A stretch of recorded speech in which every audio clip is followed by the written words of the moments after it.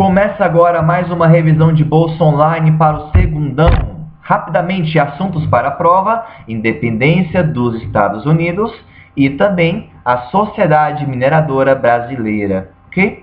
Sobre a independência dos Estados Unidos, não se esqueça, é a primeira grande revolução com os ideais de que movimento que pregava a liberdade e a razão? Isso, o iluminismo, ok?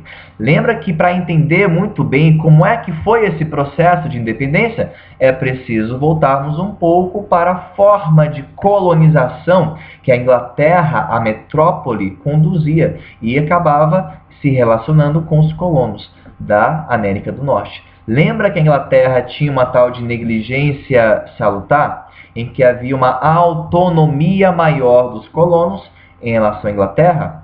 Lembra que a Inglaterra não se importava, não fiscalizava tanto os impostos, até deixava que os norte-americanos se auto-organizassem, se autogovernassem, assembleias, e o pacto colonial não pegava muito bem lá. Eles tinham uma certa liberdade para também o comércio.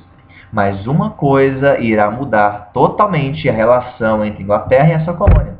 O que aconteceu? A Guerra dos 7 Anos entre Inglaterra e França. Você sabe que mesmo a Inglaterra tendo ganhado a guerra, ela ainda assim ficou com prejuízos e era preciso se recuperar. Aonde eles foram buscar recursos para essa recuperação financeira? Nas 13 colônias, que por conta de uma maior autonomia e liberdade, conseguiam lucrar e cresciam economicamente. Então é a partir daí que os ingleses irão aumentar vários e vários impostos, como a lei do selo, lei do chá, lei do açúcar. Lembra até que com respeito à lei do chá, haverá uma manifestação dos colonos contra esses abusivos impostos, aquela festa do chá em Boston, em que esses colonos vestidos de índios irão saquear navios ingleses cheios de chá, colocarão fogo, destruirão, nossa, farão uma festa com esse chá, ok? Só que a Inglaterra não ia deixar por menos esses protestos. A Inglaterra irá lançar as chamadas leis intoleráveis. Não iriam de fato tolerar mais esse tipo de protesto e manifestação. As liberdades civis seriam retiradas. É a partir disso que os colonos norte-americanos brigam pela sua independência, baseados nos ideais iluministas e, claro, revoltados contra o aumento absurdo de impostos. Eles, no dia 4 de julho de 1776, irão fazer a chamada Declaração de Independência. Os norte-americanos iriam então ser independentes. É claro que a Inglaterra não deixou de mão beijada isso aí, não. Houve guerra, mais ou menos entre 4 e 6 anos de guerra. As tropas americanas, lideradas por George Washington, enfrentavam os ingleses. E é claro, né, os franceses, velhos inimigos da Inglaterra, deram uma forcinha, ajudaram bastante as tropas norte-americanas em sua luta pela independência. E ao final eles conseguirão confirmá-la. A Inglaterra se rende e terá que aceitar a independência da sua ex-colônia. Lembra que ao final o governo norte-americano será o quê? Será uma república, será presidencialista.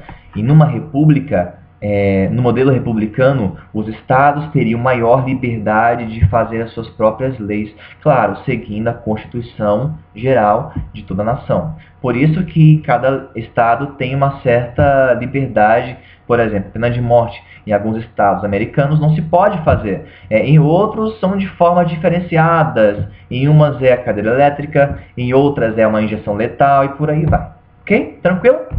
Sobre a sociedade mineradora, você sabe que nas Minas Gerais, quem descobriu o ouro foram os bandeirantes. Aquele ouro chamado de aluvião, encontrado em rios e riachos, ok?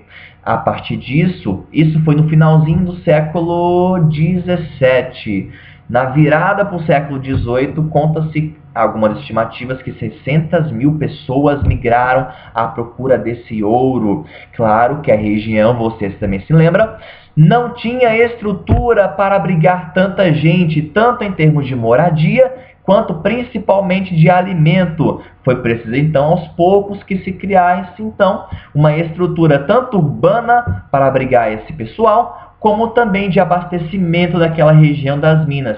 Aí vem aquele cara chamado tropeiro, era um cara que abastecia essa região também, certinho? Só que você também se lembra que esse ouro também foi parar nas mãos de outro país, Inglaterra. Você não pode esquecer na prova do Tratado de Methuen entre Inglaterra e também entre Portugal. Lembra? Que tratado era esse? Um comércio sem tarifas alfandegárias. De um lado, os portugueses venderiam vinho para os ingleses, do outro, os ingleses fabricariam e venderiam tecidos para os portugueses. Isso sem tarifas alfandegárias. Isso foi bom ou ruim para Portugal? Péssimo. Eles não conseguiam concorrer com os produtos ingleses. Eles também, claro, acabavam comprando mais do que vendiam o seu vinho. Ou seja, Portugal entrou com uma série de dívidas para com a Inglaterra. Por isso que Portugal vai começar a aumentar a fiscalização do ouro brasileiro para também conseguir pagar aos poucos essa dívida.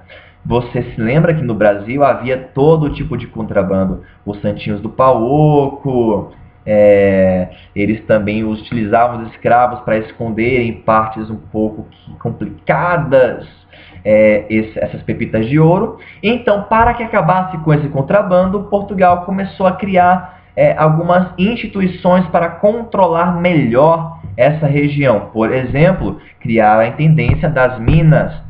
Era um órgão responsável exclusivamente pela organização e pela fiscalização daquela região e para já cobrar os impostos, e principalmente o imposto real, o 1/5, 20% de todo ouro encontrado deveria ser dado em imposto à coroa portuguesa.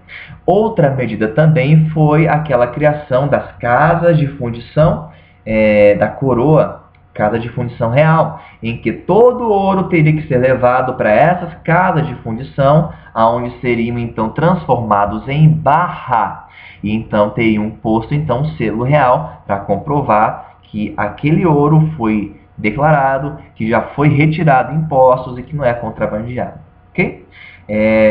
Claro, teve revoltas quanto a isso, né?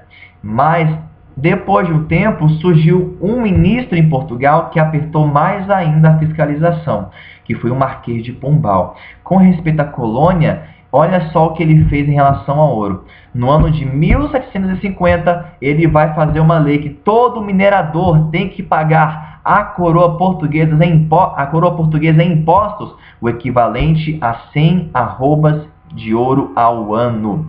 Isso equivale, como uma arroba são mais ou menos uns 15 quilos, a 1.500 arrobas de ouro ao ano. Quem não tivesse essa quantia teria seus bens confiscados. A chamada derrama, em que eles também entrariam e invadiriam as casas à procura de ouro sonegado e contrabandeado, para ver se de fato estavam escondendo esse ouro. Ok? Pessoal, foi só de fato uma breve revisão, espero que tenham estudado, utilize esse vídeo para só se relembrar e manda brasa. Abração, até mais, segundão!